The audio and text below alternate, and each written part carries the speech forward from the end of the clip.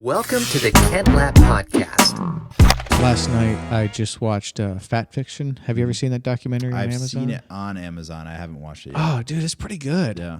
Yeah, it's really good. I was so turned off by Game Changers. The whole, I mean, I just can't get behind it with what they were saying. Yeah. Now, if someone doesn't want to, doesn't like animal cruelty, I get it. Yes. Cool. If you have an issue with digestion, I get it. Cool. But if you're doing it just to be like cool, Yes. it's not cool. I agree.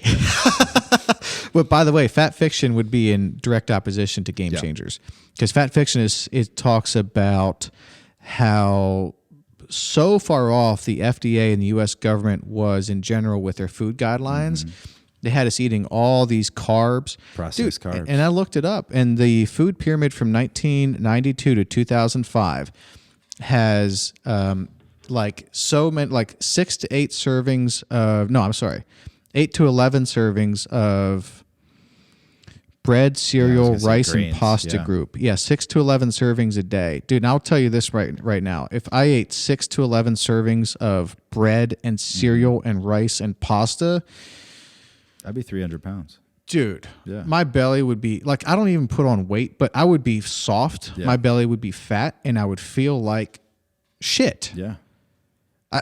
But this is what we're all doing. So this is what you're supposed to be doing. There's been minimal amendments to it since then. There's been very minimal amendments to it, and then when they make the amendments, they're not highly publicizing those.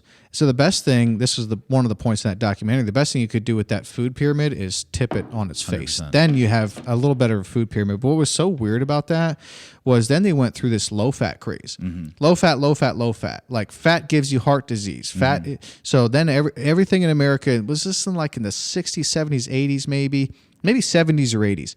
It was all about low fat. Now you had low fat chocolate milk. Mm-hmm. You had low fat Oreos. You had low fat junk food, well, and I grew up on skim milk. Dude, it's insane. Yeah. And so you're basically, what you're doing is you're taking the fat out of the American people's diet and replacing it with sugar, which is, dude, you know how much you have to know about nutrition to understand that's not going to end well. No, it's addiction. And it didn't end well. No. Dude, did you know? So this is 71% currently of Americans aged 17 to 24 cannot join the military. And the biggest reason for that is obesity. Dude, we are becoming too fat to fight. Yeah.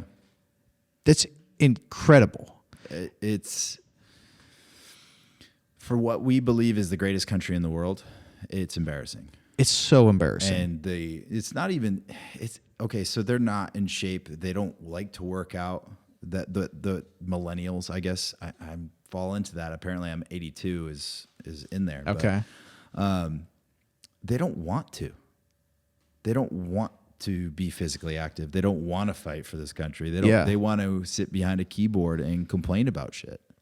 Well, yeah, but dude, I would probably want to as well if I ate crap my entire life. So yeah, you don't want to get up. I mean, sit there. it's a snowball effect. It's like South Park when they were playing the video game. Yeah. Sitting there. Exactly. You never have to get up. So legitimately, this guy, he kind of had an agenda behind this low-fat, high-carb thing. Ansel Keys was his name.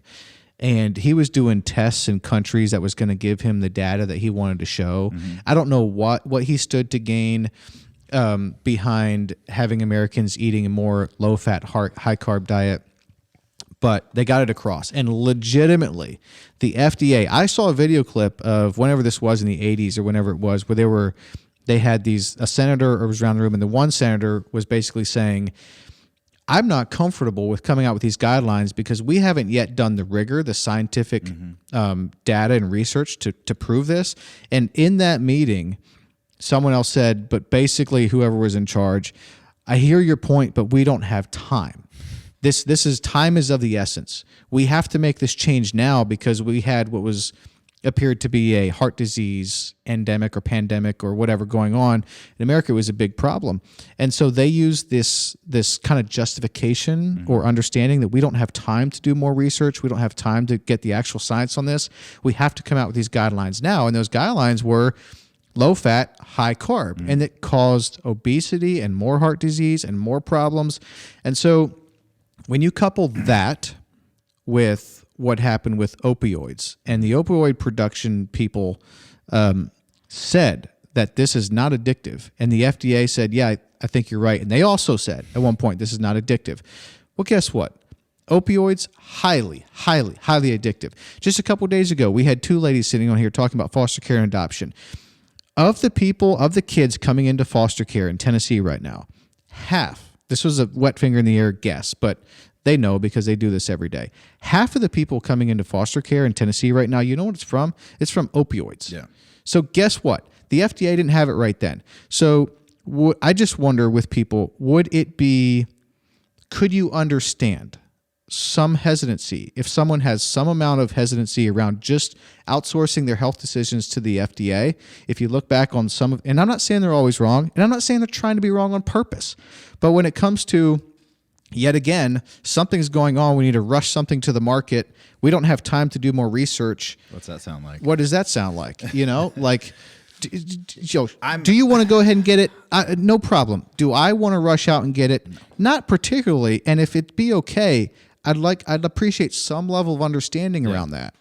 Yeah, but is that unreasonable? Like, apparently it is. And now I have an issue with the FDA because I owned a supplement store for almost 10 years, and they don't regulate the supplement industry. You can literally put whatever you want on a label. I have heard this. It's terrible.